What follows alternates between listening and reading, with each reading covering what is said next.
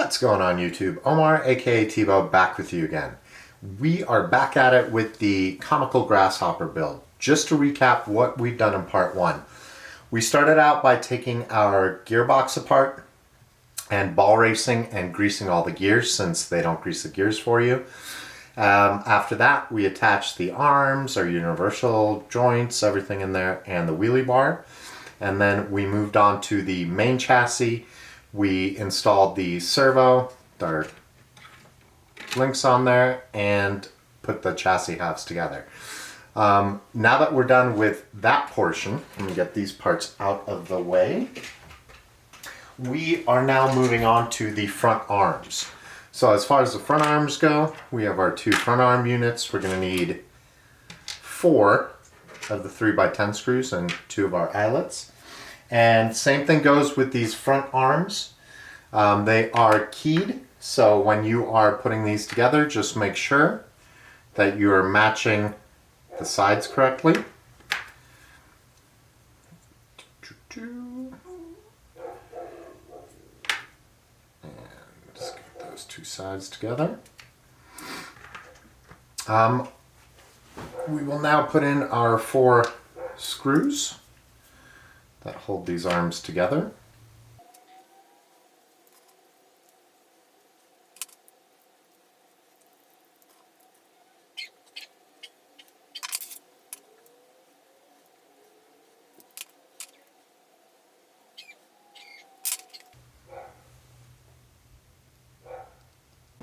Okay, after having made our front arms in step 8, we're moving on to step 9, where we are going to attach said front arms to the front of our chassis.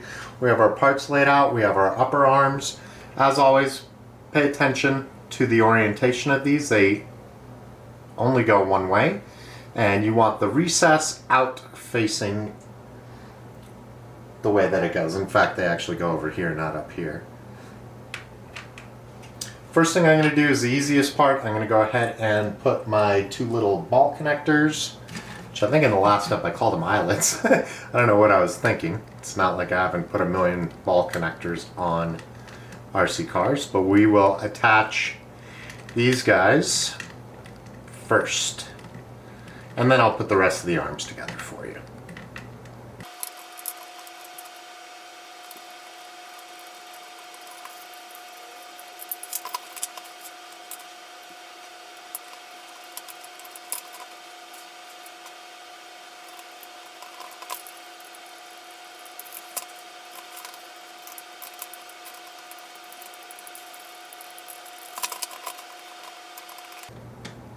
Okay, I have the arms just about ready to go. The only thing that I'm doing is this side moves pretty freely. This side, a little stiff, so I'm just loosening up the screw just so it's not too tight. There we go. It's moving freely now. Again, suspension arms, you want them to move as freely as possible. I know it has a little bit of stiction there, but honestly, it moves well enough that after a couple runs, that thing will just move by itself, and it's not going to hinder your suspension action in any way. Step 10, we are going to be putting our front axles together.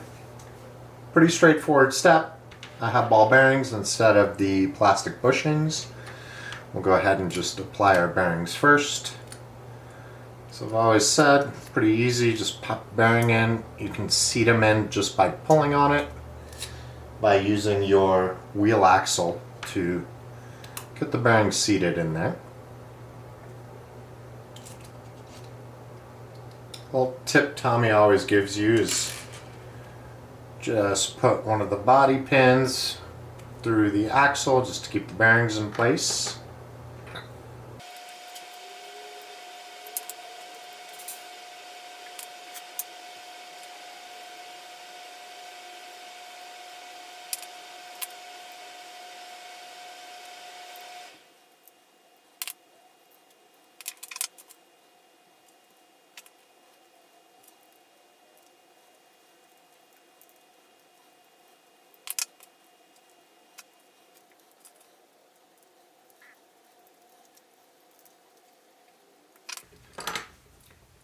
Now that we have our two pieces together, just make sure you have your ball connectors facing up, that they're going the right way, and that you have freedom of movement after having screwed those together.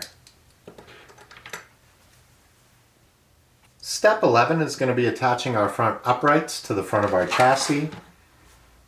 Pretty straightforward. Couple screws, 2 step screws, 2 3x10s, 2 pin screws for the arms, and then we have this little cover here, which is what holds the bar that holds our front arms in place. I'm going to start out with that so I don't have the bar falling out on me all over the place.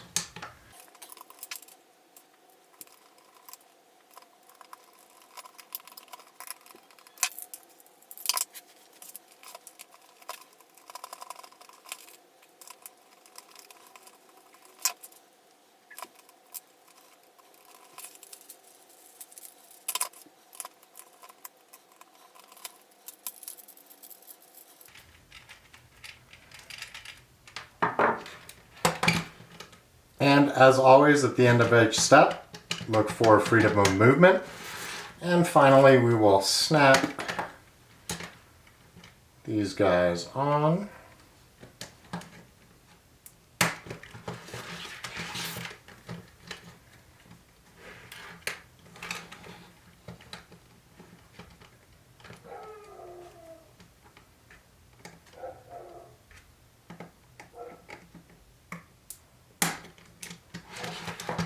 And just like that, we have our front arms and uprights attached to the front of our chassis.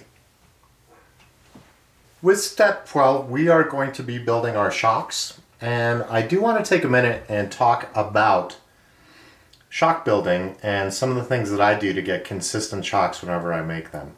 I truly feel that there are 3 tools that make building shocks so much easier. And I actually enjoy building shocks. I know a lot of people hate it, but I love it. I love the zen of the whole process.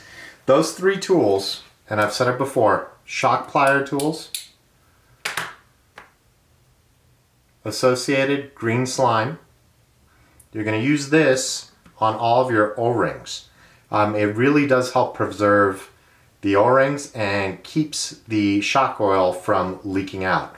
For those of you who may not have access to associated products, this stuff, if I'm not mistaken, is just Nolene's SF3 grease.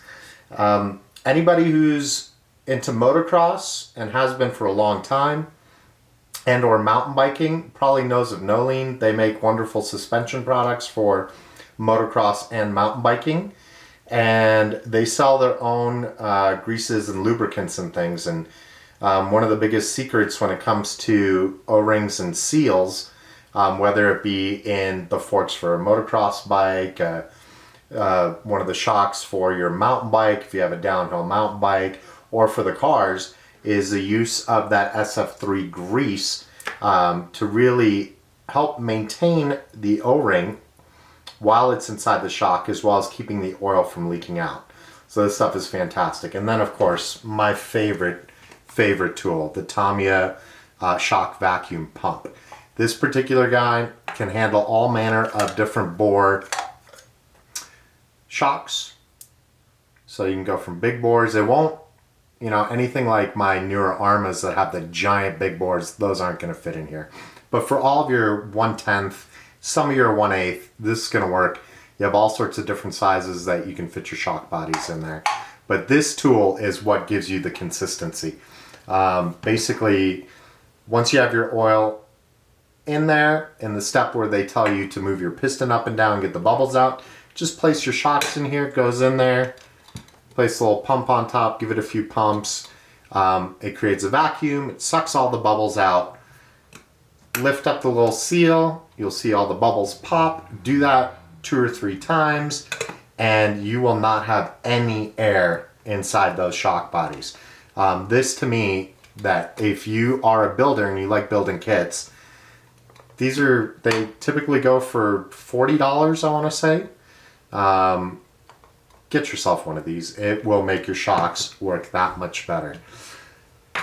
Getting back to the shocks for our Comical Grasshopper, one of the things that I was, no pun intended, shocked to see about this kit is that they included oil-filled dampers on a kit like this, which normally if you get pretty much most of the WR02 chassis, they do not come with oil-filled dampers. So if you have like a Wild Willie or my Kumamon or some of the other ones, you're not going to get those oil-filled dampers.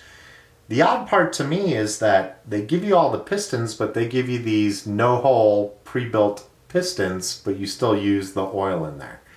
It seemed kind of odd to me. It seems like one of those places where Tamiya made a typical Tamiya silly decision, and instead of going 100% with what they wanted to do, they take you 95% of the way, and on one simple part, they just cheaped out. So you can't really adjust your rebound and compression with using different pistons with different holes in it. Odd, but then again, this is not a competition vehicle. It's a fun little comical wheelie vehicle, so I don't think it's going to be a big deal. Pretty straightforward for this piece. We're going to just lube up our O-rings with some of the Nolene. Let me get my little grease thing here. I hate getting dirty, so I always keep a paper towel that I can put some of my grease. This stuff is so old. When you get it, it's like a much lighter green color, kind of like mashed peas. But over the years, and a little bottle of it goes quite a long way. Just over the years of being out in the sun, it's yellowed.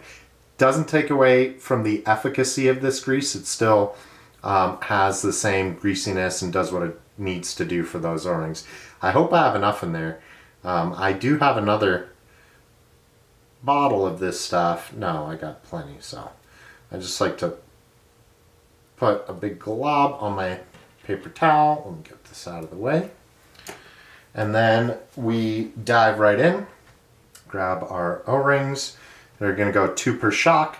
I'm going to put all the shocks together. I will pass the pistons through. And then the one thing that I'm going to do off of camera and come back is the pump, because it's very hard with the way that I have everything set up for me to sit here and do the pump. I will probably place it here, so hopefully my camera can capture the bubbles so you guys get an idea of what this does. We'll give it a try. We'll see how it goes.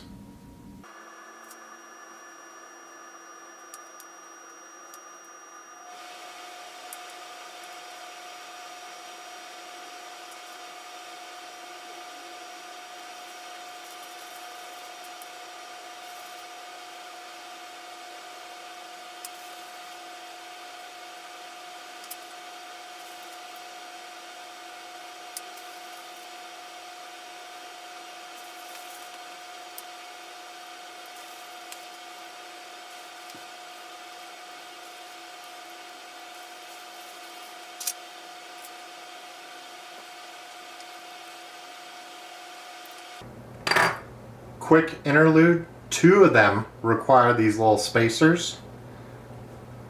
So don't forget to put those on before you put the eyelets on over it.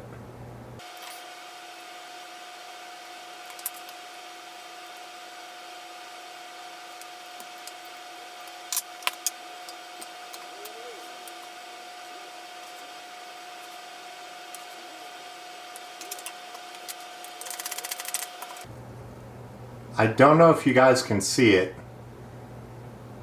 but hopefully you can. You can see the air bubbles that are coming up.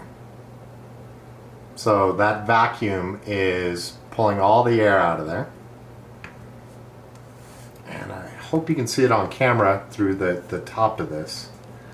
If I clean it up a little bit. It does get covered in grease and oil by the very nature of the fact that you're building shocks. So I'll pop the seal, and then I am going to once or twice just do that. Oh, you know what? That I would normally move the pistons once or twice if the shocks had pistons with piston holes, just so if there's any air bubbles trapped inside those piston holes, you can move them out if the vacuum isn't pulling them up.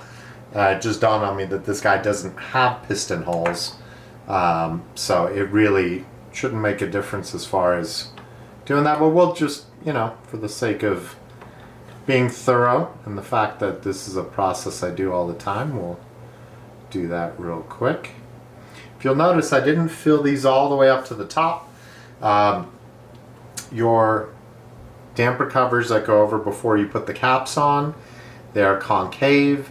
You do want to have a little bit of a recess.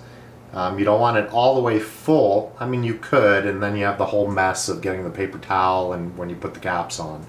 But I find I've done enough of these that I know exactly where to go to leave a little bit of a I don't know if it's convex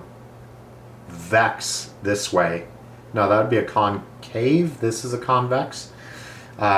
Regardless of the semantics of that word. I know exactly where to kind of fill it up with the oil so that when I drop that in there, it's not really giving, pushing more air in, or I'm not wasting a lot of the oil. So off camera, I'm going to go ahead and pump it up again, and we should have the last of the bubbles out after this.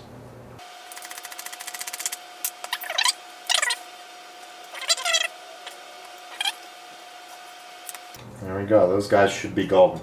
Now, most other shocks, I would repeat that process a number of times, just to be sure that I got all the bubbles out. Again, this isn't the most high performance vehicle. So I'll always put these in a little bit sideways, just like that, so that as the rubber touches the oil, it just pushes the air out. And if you filled it with the correct amount, you're not trapping a bubble, and you'll see that the caps just sit perfectly on top of the shocks. So just an old trick from a salty dog who's been doing this for a long time. And then our final step, we will go ahead and screw on our shock tops.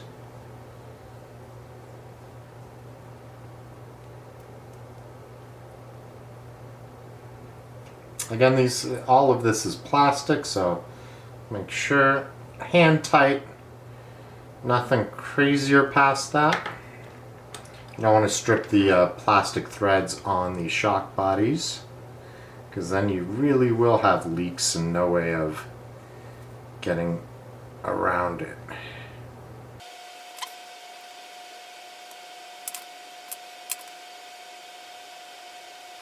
And we have our shocks put together. At this point, you can always check your rebound characteristics on these. There's always, no matter what you do, even with all these tools, you're never going to get the shocks perfect. So just take a moment, give it a couple strokes.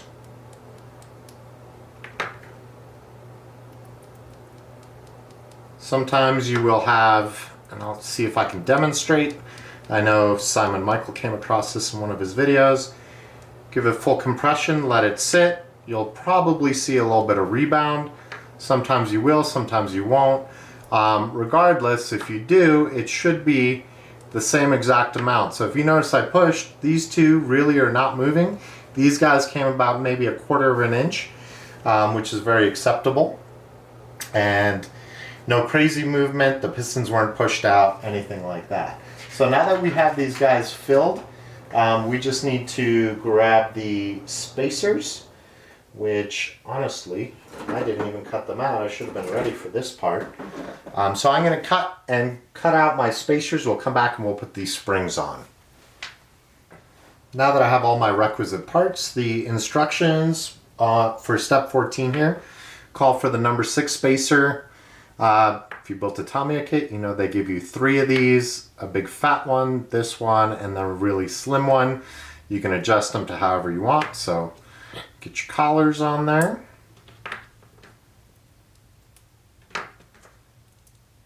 Grab one of your shock springs, pull out your piston, compress your shock, and just slide on the lower shock retainer. There we go, nice little shock.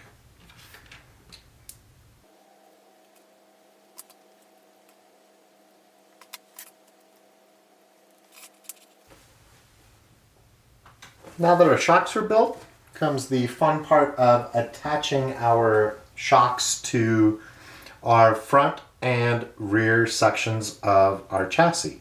The ones that have the spacer are going to be your rear shocks. So they're going to go on this unit, and the ones without front shocks are going to go on there. I will start with the front shocks because there's a part of the rear that I want to talk about.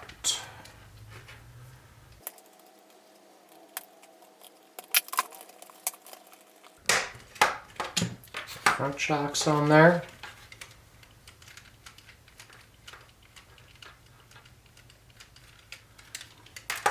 And now we'll attach the rears in the same manner.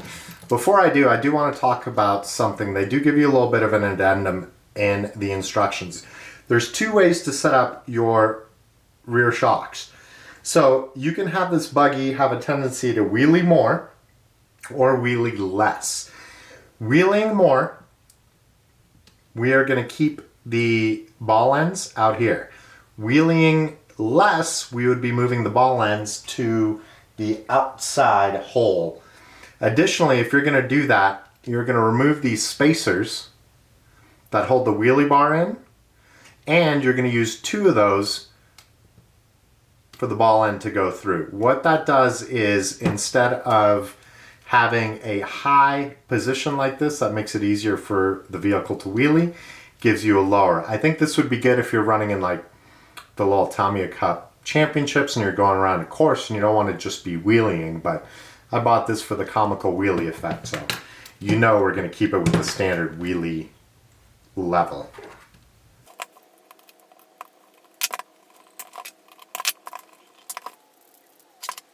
And now our front and rear shocks are applied to the two ends of the chassis.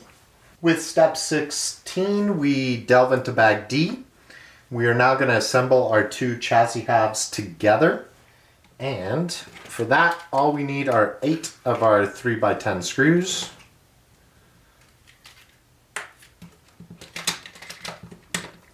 Line it up. There we go. Got 2 here, and then 2 here, and then same thing on the other side of it.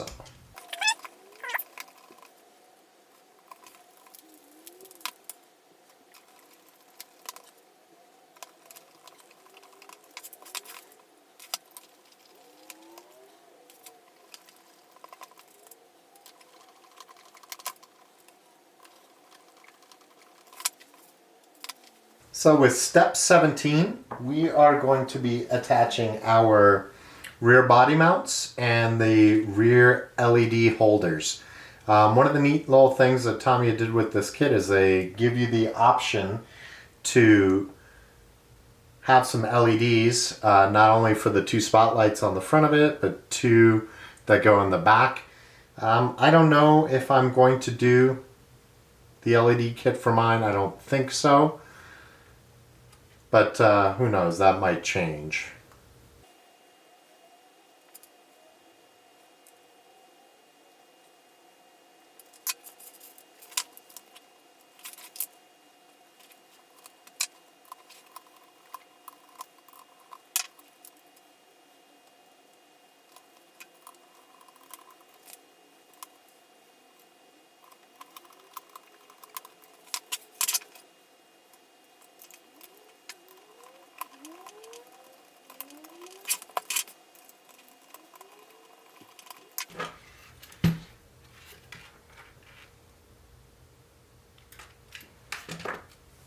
Somewhere earlier on my part 1 of the build, I think it was attaching these rods. I said this is the simplest step probably in the whole assembly.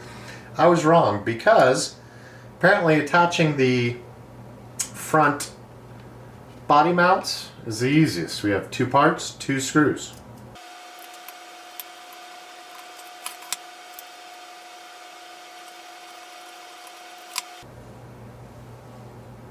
So step 19 has us attaching the side frames to our chassis. Just an important note in this step, we have 4 different sizes of the screws, so make sure you don't, again, no pun intended, make sure you don't screw it up. You have 2 of the 15 millimeter, 2 of the 12, 4 of the 10, and 2 of the 8. So pay attention to where those guys are going to go. The easiest place to start is with our 10s and these pieces right here for the side frame. So just get screwed together. These pieces key in. You can see the little key, so you don't have to worry about lining it up perfectly.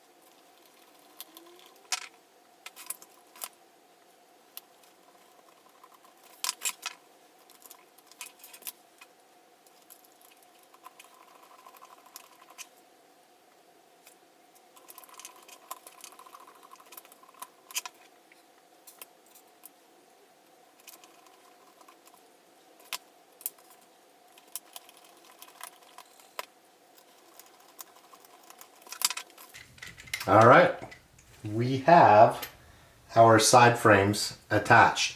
One thing, if you noticed, I was short a couple of the 3x12 screws. I don't know, I just miscounted. So that's why I went and grabbed a couple of them. These are, I believe, the antenna mast holders. And you just put them all the way down like that.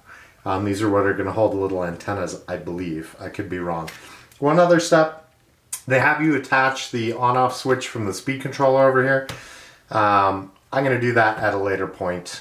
It probably makes sense to do it while it's off because it's tough to get in there. But I will get to that when I do up the electronics on the vehicle, which I think is the next step. So we'll get into that in just a second. Welcome back, guys.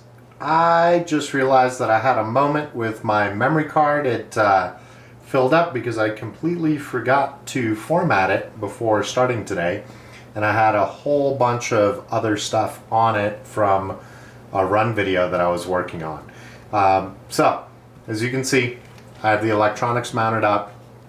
This was actually a very easy step. It's just a matter of putting some double-sided sticky tape on your ESC and your receiver. I stuck the receiver right to the side of the ESC. I normally don't do that. I put them down here, but with this chassis for wire management, it just makes sense. It makes it nice and pretty.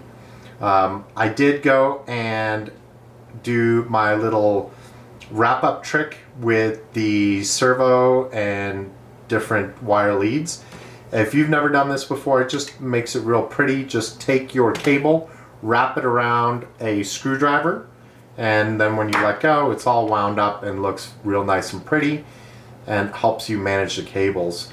As far as the motor wires go, I just went ahead and zip tied them to this standoff right over here after I folded them over. So our electronics look very pretty and tidy as far as the cables go. Nothing's really sticking out, nothing's looking ugly. And then the final piece that I thought I was recording for you guys, which I wasn't, was just mounting the 2 antenna pieces. You take your black antenna, cut it in half. There is one piece right there, 3x8 with a washer that screws underneath. These little pieces key into the side. Your antennas stick in beyond that. So we're done with that section, and I believe we have our wheels and tires coming up next. Step 21, we are going to put our lovely little green hubcaps into our rims. They just key in like so, And what I'm going to do here is I'm actually just going to cut real quick because there's a lot of screws, 5 for each one of these wheels to screw in. So I'm going to screw those in and I'll be right back and show you the finished product. Step 21 and step 22 are done. Just be sure that you have the bead mounted correctly on the tires. Just push the rims right through. 2 key points on this. Number 1, whenever you have a circular pattern of screws, use the star across method. So start here, then go here, then there, and there. Just allows you to get everything seated right without putting undue pressure on one side and having the other side not sit right. And then for your rear tires, they are directional. So make sure that you have one going one way and the other going the other way. So if you can see the treads, that way when they're mounted on the vehicle, that they are going to go on the right way. So that is step 21 and 22 done. Step 23, we are now going to mount our tires to our chassis. So we can pop that out. We have our little pins and our hexes. Make sure you don't lose your bearing that's in there. It's always a good idea not to lose your bearings, you know what I'm saying? Okay.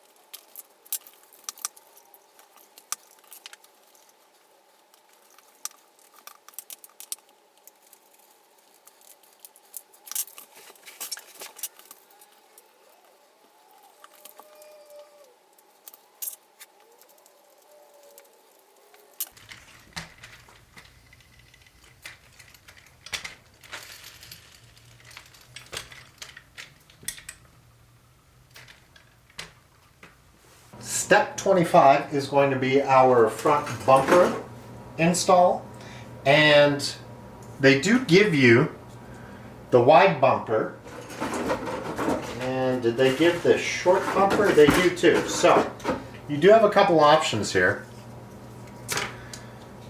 for the Wild Willie 2 fans. There's the chassis rails. So you have the short standard bumper, long bumper, and then this new one. I really like the look of the new one, so I'm going with the new one. It really honestly doesn't matter which one of those bumpers you use.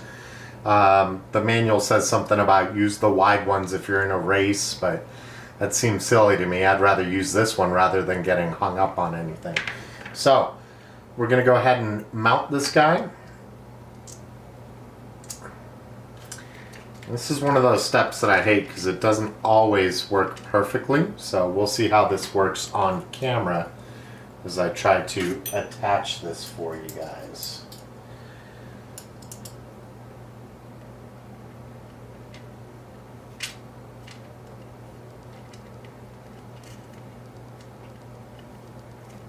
Oh, honestly, that was easier than I thought. Some of these you have to compress those springs and it makes it just kind of not fun to attach, but this one is going in there real nice and easy.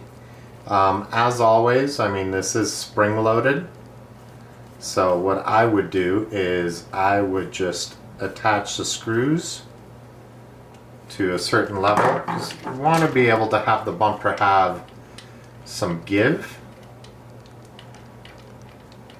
in case you're hitting anything with it. Looks like I need to screw this one in just a hair more to kind of get it even. Again, I'm just going until it's about hand tight. Take a look, make sure one side is not longer than the other. Nope, that looks about right to me. It's got a little bit of give.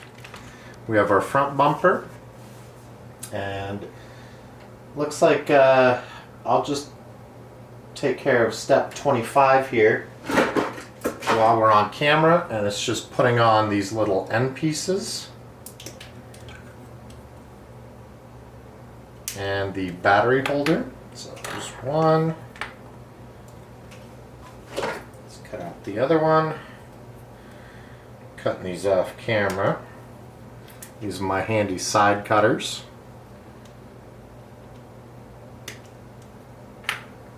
So those are the two pieces that we need. In addition to the rear battery holder.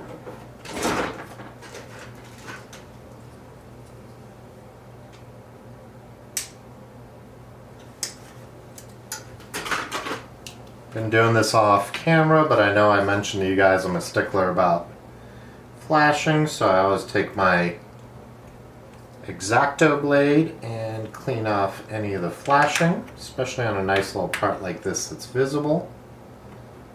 Just get that cleaned up. No nubs. You guys seen that movie, No Wire Hangers, Mommy Dearest?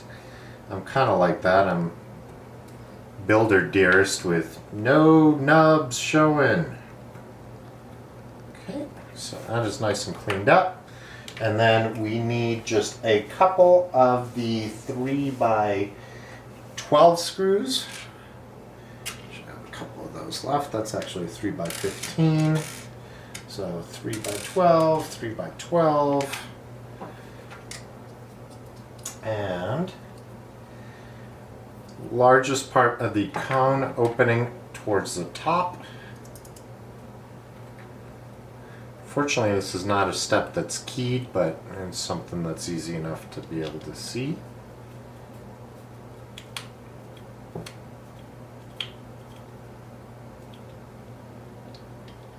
Well, that didn't go so hot.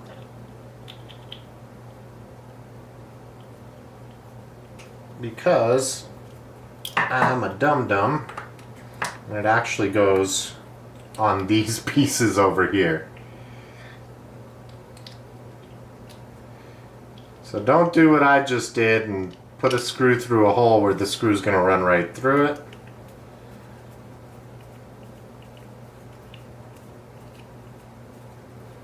But it's late in the build. I'll get that one tightened in a minute as soon as I get the second one going.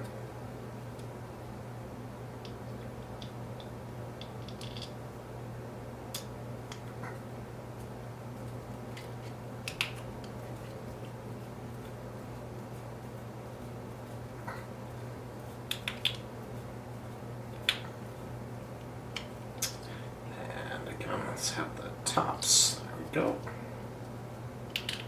Love the look. They're like little exhausts, little afterburners, because we all know Willie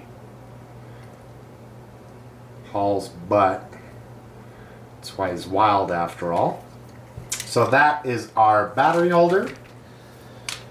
And finally, we get to slide that bad boy in. Take our battery retainer clips and apply them. And ladies and gentlemen, with that, we have completed, ooh, I love these oil-filled shocks on this car. Very, very plush for a WR02. So with that, we have now completed our wonderful little comical grasshopper. I know what you guys are thinking, but Omar, what about Wild Willie and the comical grasshopper body? Well guys, I am going to post the completed body, Willie, and everything else on Tuesday as a Tamiya Tuesday video, and where I'll also have the maiden run for this vehicle. I really want to thank you guys very much for hanging out with me on this build. I've had a blast building this guy. It is one of the simpler Tamiya kits to build, but from everything I've put together, I mean, it's a great little build. It's super fun. I love the fact that we have these nice oil shocks and you don't have to go out of your way to buy some of the short CVA dampers if you wanted to